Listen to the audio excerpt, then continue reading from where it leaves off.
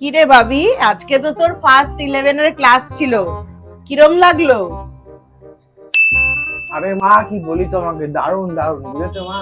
তাই নাকি? দারুণ। স্কুলে আজকে কি কি হলো? আর ম্যাম তোদের প্রথম দিন দেখে কি বললো?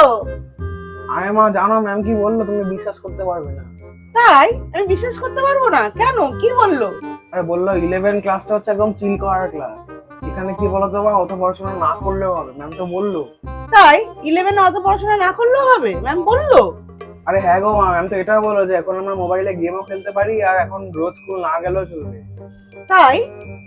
পড়াশোনার চাপ এত কমে গেছে? কই আমাদের সময় তো এরকম ছিল না। হ্যাঁ গো মা, এখন সব পড়া 12 উঠে করলেও চলবে। এই বছরটা তো চাপ না নিলেও চলবে, ম্যাম বলেছে। ও তাই নাকি? ও তার মানে তো তোর আর এই সপ্তাহে স্কুলে যেতে হবে না, তুই আবার পরের সপ্তাহে স্কুলে যাবি, তাই তো?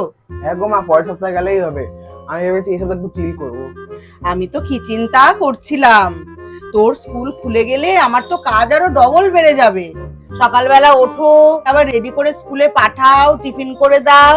তা ভালোই হলো বাবা, আমিও তো একা মানুষ, আমি আর পেরে উঠি না।